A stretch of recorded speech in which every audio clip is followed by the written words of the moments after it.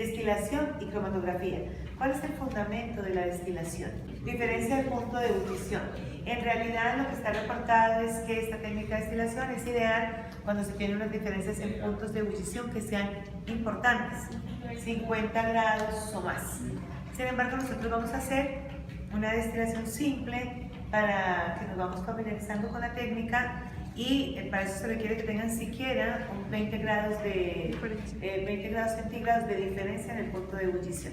Entonces, en este caso, vamos a utilizar una mezcla de etanol-agua y lo vamos a hacer por destilación. ¿Qué es importante para esta técnica? Bueno, entonces debemos implementarla de la forma correcta, habrá que hacer el montaje.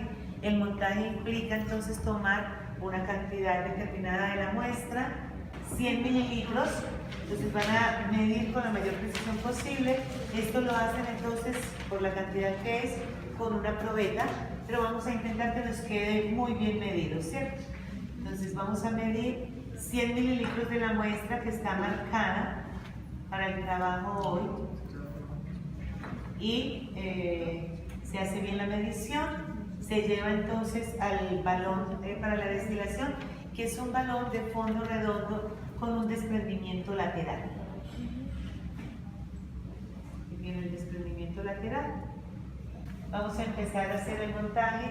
El balón no tiene forma de apoyarse porque no se supone que se deje sobre el mesón. Es así para facilitar el contacto del calor, que se haga de una manera más ajustada. Okay.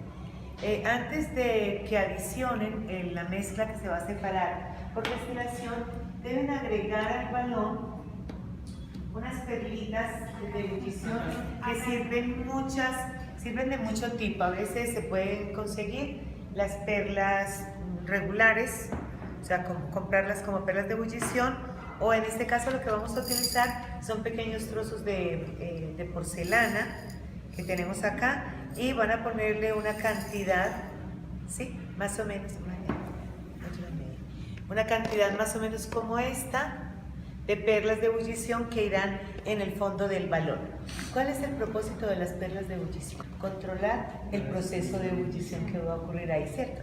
Entonces, sobre las perlitas se van generando las burbujas de gas y así van desprendiendo de una manera más ordenada. Recuerden que deben tenerlas entonces en el fondo del balón antes de adicionar la muestra que vamos a separar. Entonces, aquí vienen las perlitas de ebullición. Esto lo que nos permite entonces es que las burbujitas se vayan ordenando bien, las burbujas de gas, y así se controla la ebullición para que no se haga de una manera tan desordenada. En esta parte, o sea, van a tener un tapón de caucho que irán en esta parte del balón, y en el tapón se inserta el termómetro. Recuerden que cada vez que vamos a hacer un tipo de acople de estos, entonces la inserción se debe hacer girando el termómetro, ¿sí? No haciéndolo a la fuerza, no entra por presión, se va acomodando el termómetro en el caucho de tal suerte que quede, o sea, la parte del bulbo del termómetro debe quedar en la salida del desprendimiento lateral, que es donde se va a determinar la temperatura, ¿sí? Sí. Ok, entonces harán el acople así y ajustan el termómetro hasta donde corresponda para que les quede el desprendimiento lateral justo en la parte donde está el bulbo del termómetro, para poder que detecte la temperatura a la que está ocurriendo el proceso, ¿sí? Acá deberá quedar un poco más arriba todavía. El acople lo van haciendo, ya el balón entonces estará soportado en el soporte universal, estará soportado, ya vamos a ver allá cómo nos queda al final, pero este es el punto donde debe estar el bulbo del termómetro alineado con el desprendimiento lateral. Una vez que se tiene de esta manera ya insertado el sistema y están las perlas de ebullición y está la muestra, el balón entonces se ubicará. Este caucho que tienen acá, este soporte también que hay en este punto, es el que permite acoplar entonces el condensador. El condensador se acoplará de esta manera Hay unos condensadores que son lineales, otros que tienen una serpentina adentro. Lo que va a ocurrir acá es que el gas que está saliendo del balón por este desprendimiento irá directamente a la cámara que hay adentro, bien sea recta o en serpentina. Y aquí tendremos las entradas de agua. Por fuera estará circulando el agua que tiene el propósito de enfriar el gas para volverlo a estado líquido. Una vez que esté en estado líquido, ahora saldrá por esta parte del condensador, ¿sí? Entonces irá así la entrada de agua para que vaya refrigerando y la salida del agua, porque no puede ser la misma agua la que esté todo el tiempo circulando. Necesitamos agua fría para que vaya haciendo el proceso de enfriamiento. Así debe quedar, en esta dirección debe quedar el desprendimiento y debe quedar un poco inclinado de tal suerte que facilite que el líquido vaya saliendo. Una vez que ya tenemos todo el acople, la entrada del agua, la salida del agua, entonces lo que vamos a buscar ahora es que tengamos en esta parte del sistema la probeta donde se va a recoger el etanol, que será el que salga primero porque tiene un punto de ebullición más bajo que el del agua. Durante todo el proceso no debe cambiar la temperatura en el sistema. Recuerden que en el momento en que está ocurriendo ese cambio de fase, no cambia la temperatura en el termómetro. Una vez que empiecen a recoger el destilado, pues van a fijarse que la temperatura no cambia, vamos a tener una variación máximo de unos 2 grados. Si esta temperatura se supera, ahí paramos la destilación porque ahora empieza a hacer el arrastre de las otras moléculas y empezamos a contaminar el destilado. Vamos a ver cómo queda el montaje entonces al final.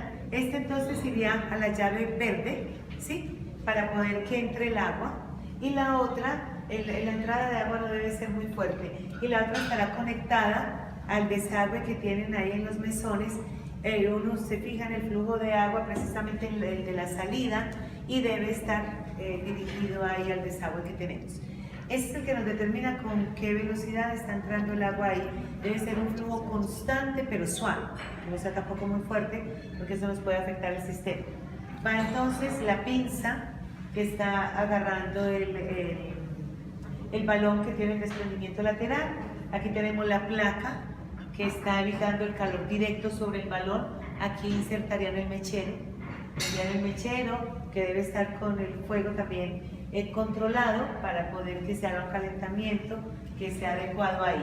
Tienen una pinza, entonces dentro de su equipo tienen un aro que insertarán en este punto. Después viene la placa que va a separar el balón, viene la otra pinza con la que van a coger el balón, el sistema con el termómetro en el que van a poder determinar la temperatura, y ahora con el otro soporte terminan de sostener el condensador, que como les dije debe quedar inclinado para poder facilitar el escurrimiento del destilado que se está recuperando, y la probeta donde se recogerá.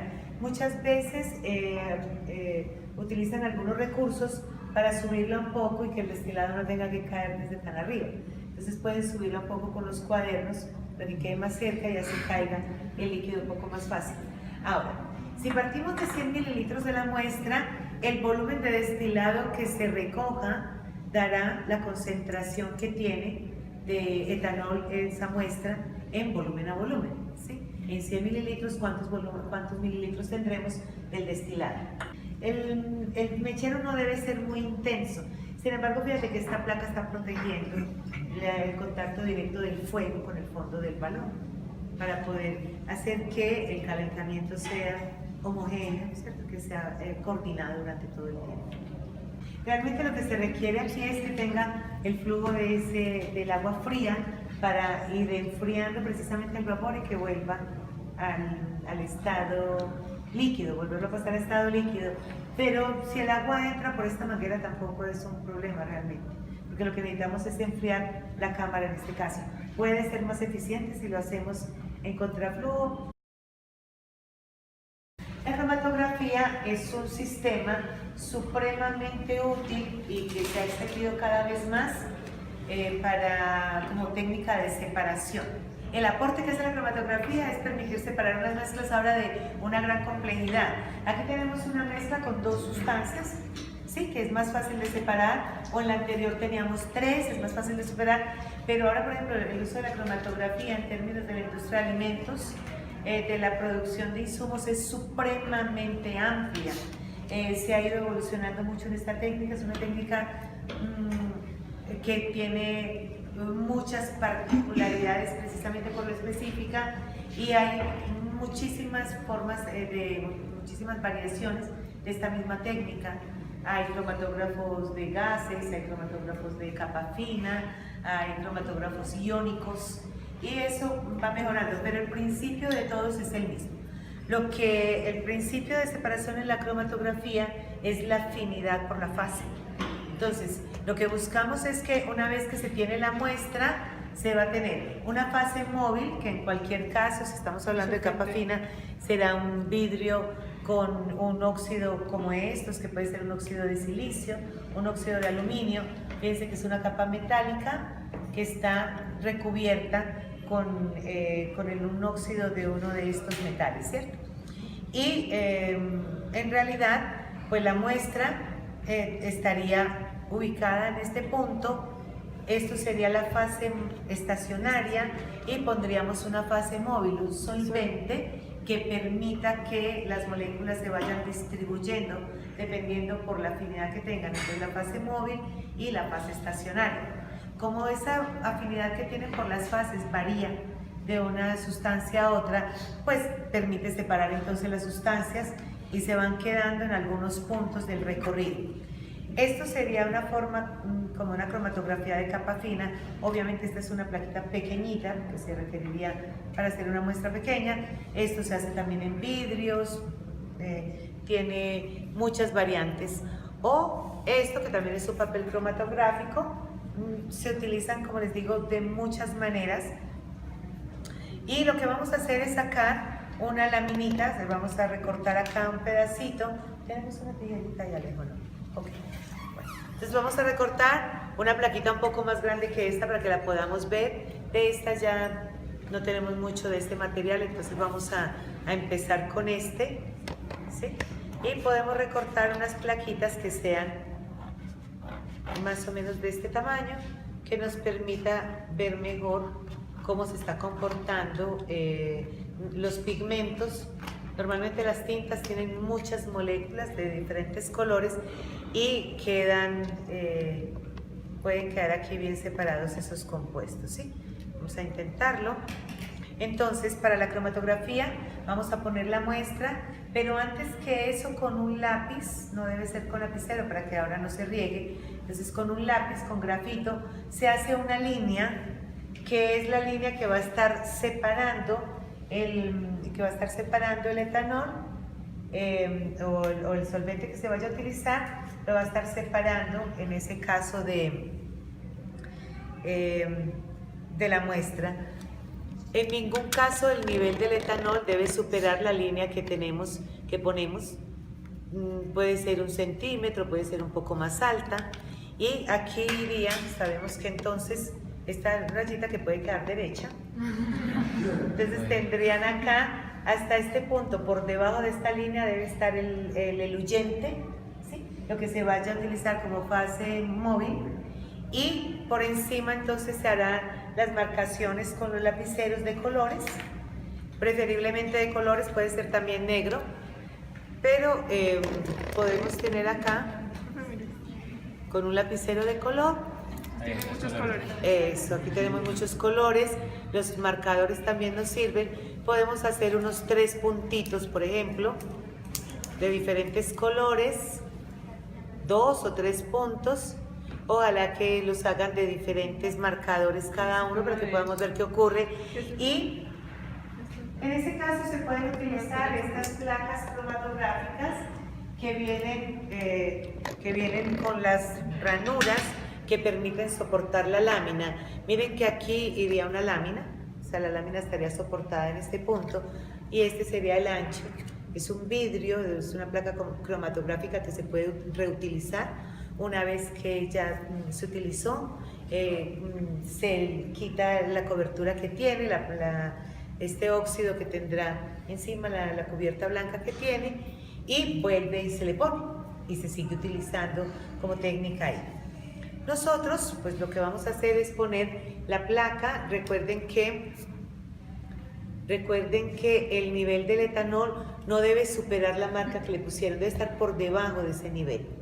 Van a utilizar el etanol que destilen y en lugar de hacer todos de trabajar todos la muestra en una sola placa cromatográfica, pues vamos a hacer una variación de la técnica hoy y cada uno tendrá en el beaker el nivel del etanol con el destilado que lograron hacer y van a poner la placa, así no van a tener interferencia de una y otra en las muestras, lo van a hacer independientemente. Ahora los pigmentos, las moléculas que hay acá que correspondan a diferentes pigmentos van a empezar a desplazarse en diferente medida y se van quedando en el camino. Esta técnica permite la identificación, es una técnica muy simple que permite la identificación de ciertas especies. Por ejemplo, en investigación se puede utilizar fácilmente si se espera, por decir algo, que se produzca benzaldehído en una reacción. Pues si se tiene una muestra de benzaldehído se le corre la cromatografía y ahora servirá de referencia para ver si en las muestras que se están trabajando si se está formando o no. El tamaño de la mancha tiene que ver, está relacionado con el componente, la concentración que tiene el componente. Sin embargo, esta es una técnica cualitativa en este nivel. Ahora, cuando estamos hablando de un cromatógrafo ya de más alta tecnología, los picos que muestra la presencia de las sustancias, se les puede hacer un tratamiento matemático simple para determinar cuál es la concentración que estará en relación con el pico que se esté presentando. Casi que cualquier papel sirve como fase estacionaria. A veces utilizamos incluso papel filtro y no es lo ideal. La fase le da también tiene unas propiedades que hace que las moléculas pues prefieran quedarse en un punto determinado dependiendo de la fase. Entonces, por ejemplo, pues la separación que nosotros vamos a hacer es una separación simple, pero a nivel de la industria se tienen varias columnas que tienen diferentes características. Y ya para un compuesto determinado que se está trabajando en la industria, ya saben cuál es la columna, tiene unos nombres específicos, se compra esa columna y mientras se está separando esta mezcla se usa esa columna. Una vez que ya se va a separar otra mezcla, por ejemplo, se zapa esa columna, se limpia, se guarda y se monta la otra columna con la que se vaya a hacer la cromatografía. Lo que pasa es que como son equipos tan sofisticados, también son muy delicados. Entonces estas columnas hay que tratarlas con mucho cuidado. Hay un momento en el que ya no funcionan más, que terminan por perder la eficiencia, entonces hay que reemplazarlas. Y una columna, por ejemplo, se puede dañar con una muestra que no sea, para la que esa columna no sea apta. En el caso nuestro, con el papel no tenemos mucha dificultad porque lo que queremos separar son compuestos coloreados. El color está relacionado con las transiciones electrónicas, con los sistemas conjugados y estas son las moléculas que más color tienen. Y los compuestos, o sea, lo que va quedando en el recorrido, en realidad son los compuestos que tienen ese tipo de moléculas que tienen mayor afinidad por un momento u otro, ¿cierto? Entonces se van a ir desplazando con mayor o menor eficiencia. Regularmente cuando la fase móvil ha alcanzado más o menos este punto de la fase estacionaria, ahí se saca de la placa y ya, hasta ahí termina la cromatografía. Si encontramos, por ejemplo, que hay una parte de una mancha que no está muy bien definida, entonces habrá que cambiar la longitud de la columna, el eluyente que se está utilizando, la fase móvil que se está utilizando, la fase estacionaria, para que permita mejor la separación. En función de eso es que existen diferentes columnas cromatográficas, diferentes materiales, para que la separación se haga de manera más eficiente.